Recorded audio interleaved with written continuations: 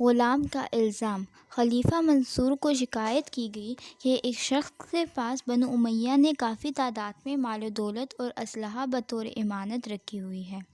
منصور نے اپنے پولیس افسر ربیع کو حکم دیا کہ اس شخص کو فوراً حاضر کیا جائے۔ حکم کی تعمیل کی گئی اور جس شخص پر الزام لگایا گیا تھا اس کو منصور کے سامنے حاضر کیا گیا۔ منصور نے پوچھا، ہمیں رپورٹ ملی ہے کہ بنو امیہ نے مال و دولت اور اسلحہ بطور امانت تمہارے پاس رکھوائی ہے، اسے فوراً طور پر حاضر کرو اور بیت المال میں جمع کرا دو۔ اس آدمی نے اطمینان سے کہا، امیر المومنین، کیا آپ بنو امیہ کے وارث ہیں؟ خلیفہ نے کہا، نہیں۔ اس شخص نے پھر عرض کیا، کیا آپ کے حق میں کوئی وصیت کی گئی؟ خلیفہ نے کہا، نہیں۔ وہ شخص کہنے لگا، پھر آپ اس کے بارے میں کیوں پوچھ رہے ہیں؟ منصور نے تھوڑی دیر تک اپنا سر جھکا لیا اور کہنے لگا، بنو امیہ نے لوگوں پر نہایت ظلم و ستم کیے اور ان کے مال ہڑپ کر لیے۔ اب میں اسے چھینے گئے مال کو واپس لے کر بیت المال میں جمع کرواؤں گا۔ وہ آدمی کہنے لگا، امیر المومنین، آپ کی طرف سے واضح دلیل ہونی چاہیے جسے قاضی بھی قبول کر لے کہ میرے ہاتھ میں بنو امیہ کا جو مال ہے وہ لوگوں سے چھینا ہوا ہے۔ اور امیر المومنین کو اچھی طرح معلوم ہے کہ بنو امیہ کے پاس لوگوں کے چھینے ہوئے اموال کے علاوہ ذاتی اموال بھی ہیں۔ منصور نے ایک مرتبہ پھر اپنا سر جھکا لیا اور کچھ دیر خاموشی کے بعد بولا، اے ربیع، اس شخص نے سچ کہا، ہمیں کوئی حق نہیں پہنچا کہ ہم اس کے مال اور اسلحہ واپس لیں۔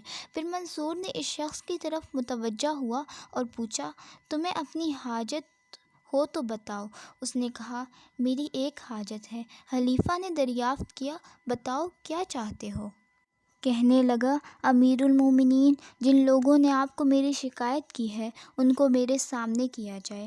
اللہ کی قسم، میرے پاس بنو امیہ کی کوئی امانت نہیں، کوئی مال و دولت یا اسلحہ نہیں، نہ ہی کسی کو مجھے دیا گیا ہے۔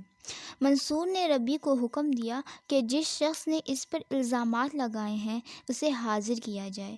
جب اس شخص کو حاضر کیا گیا تو وہ فوراً اسے پہچان گیا۔ کہنے لگا، یہ تو میرا غلام ہے، اس نے مجھ سے 3000 دینار ادھار لے کر پھر بھاگ گیا۔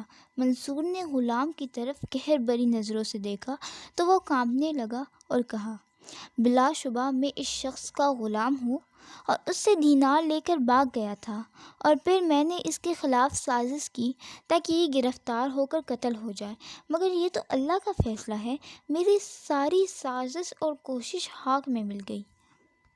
اس شخص نے منصور سے کہا، امیر المومنین، میں نے آپ کی خاطر اس غلام کو وہ 3000 دینار ہدیہ کر دیے اور مزید اسے 3000 دینار دیتا ہوں کہ یہ خلیفہ کی مجلس میں حاضر ہوا۔ جزاک اللہ خیرا کثیرا۔